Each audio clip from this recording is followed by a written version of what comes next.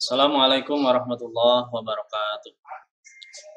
Selamat bertemu anak-anak sekalian kelas 7 MTS Bani Umar. Di semester genap ini Bapak akan membahas tentang pelajaran fikih, yaitu tentang sholat Jumat. Namun sebelumnya seperti biasa, sebelum kita mulai belajar, kita awali dengan pembacaan basmalah. Mari kita baca basmalah sama-sama. Bismillahirrahmanirrahim. Judulnya sholat Jumat.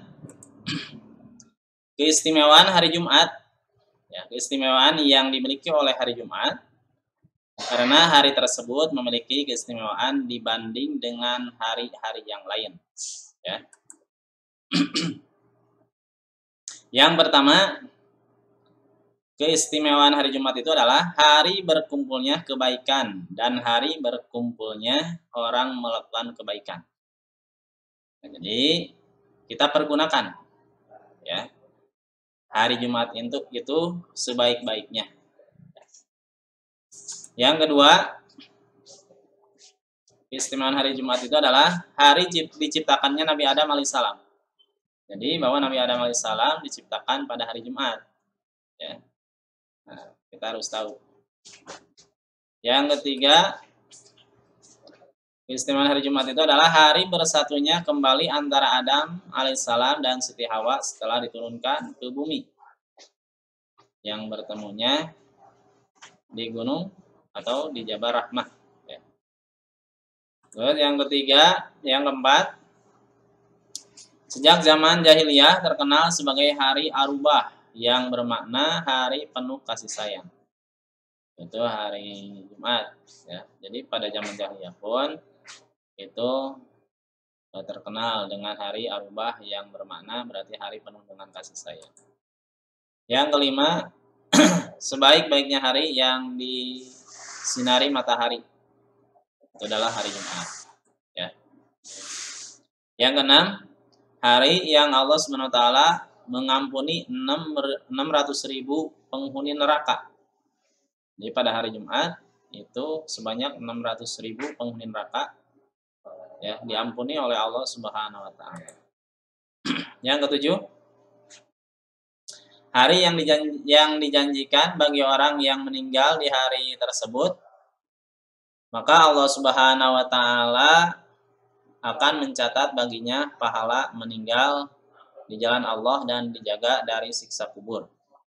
Jadi itu hari yang dijanjikan bagi orang yang meninggal di hari tersebut, di hari Jumat, maka Allah SWT akan mencatat baginya pahala meninggal di jalan Allah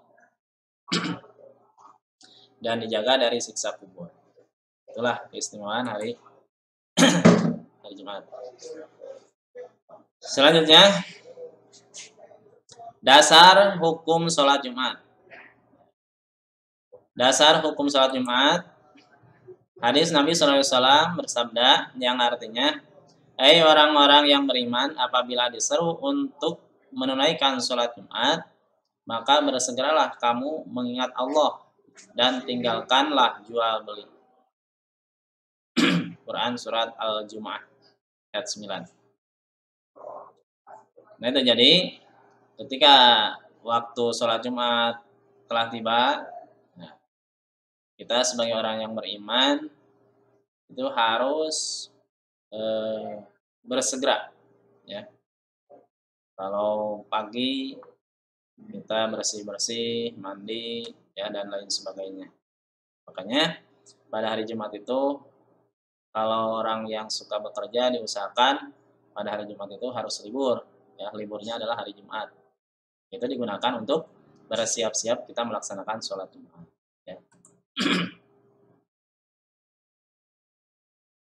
Hadis Nabi SAW bersabda yang artinya, hari Jumat adalah tuannya semua hari dan bagi Allah merupakan hari paling agung di mata Allah. Hari Jumat lebih agung dari hari Idul Fitri dan Idul Adha. Hadis riwayat Ibnu Majah.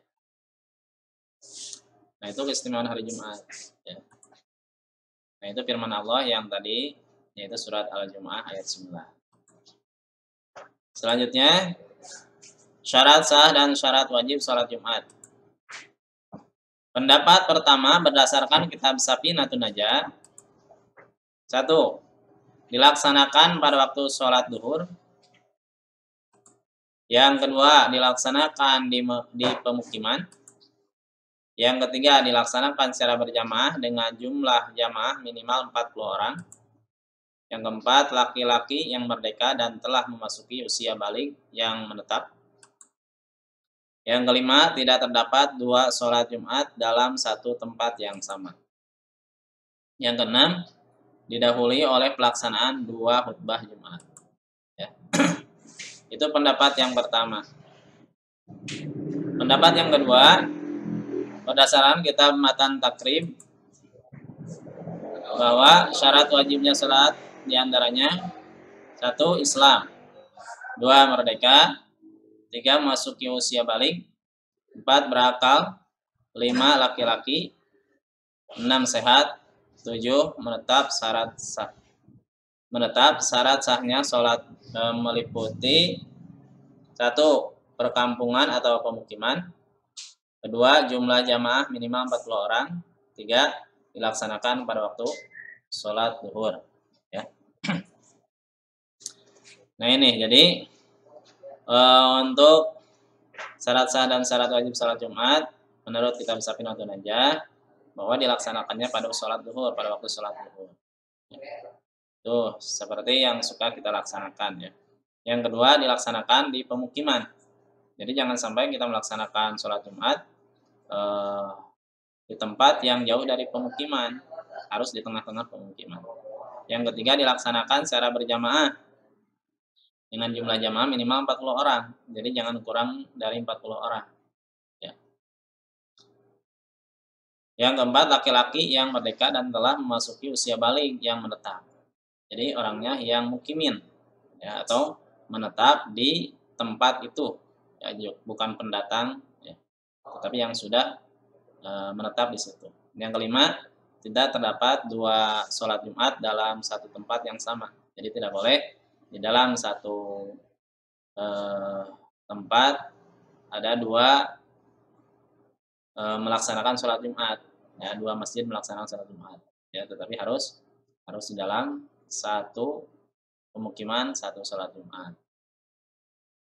Yang keenam didahului oleh pelaksanaan dua khutbah Jumat. Ya, suka dilaksanakan dua khutbah dulu sebelum kita melaksanakan sholat Jumat.